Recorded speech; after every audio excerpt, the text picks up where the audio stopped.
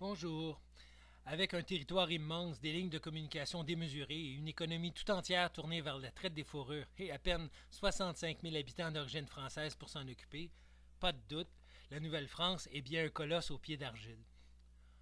Tout au plus 10 000 personnes sont venues de France pour s'y établir, la plupart dans la deuxième moitié du 17e siècle. Elles viennent surtout de Normandie, du Poitou et de Charente, soit les régions associées à des ports de mer faisant commerce avec la Nouvelle-France. La région de Paris se démarque tout de même. On pense notamment aux milliers de filles du roi venues s'y établir vers 1670. Cette population est d'ailleurs très mal répartie, concentrée aux extrémités maritimes. La Nouvelle-France se résume donc à une longue chaîne de forts assurant la sécurité du commerce des fourrures, mais laissant de vastes régions sous le contrôle effectif des alliés autochtones. Comme pour conjurer cette fragilité, l'administration de toute la colonie relève du gouverneur de Québec. On distingue néanmoins 5 régions administratives et militaires: l'Acadie, la Louisiane, les Illinois, les Pays d'en haut et surtout le Canada. La région du Canada se résume alors à 2 longues bandes de terre le long du Saint-Laurent entre Montréal et Kamouraska. Y vivent tout de même 58 000 habitants en 1755, soit 90 de toute la population de Nouvelle-France.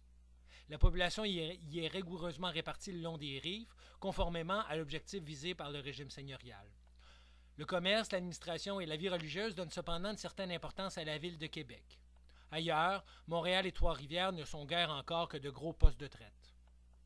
À l'autre bout de la Nouvelle-France, la Louisiane n'a pas tenu ses promesses. En 1744, on n'y retrouve encore que 3 000 Français et Canadiens concentrés à la Nouvelle-Orléans, 2 000 esclaves noirs dispersés dans les plantations et environ 800 soldats disséminés le long des forts.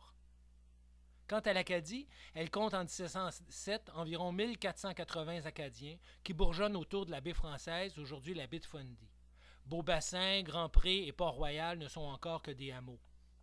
Ailleurs, il n'y a guère que 850 soldats et miliciens pour assurer les communications et la défense d'un territoire 12 fois grand comme la France. Merci d'aimer et de partager si vous avez apprécié. Pour d'autres images du Québec et de son histoire, rendez-vous à infographie.québec, pas d'accent.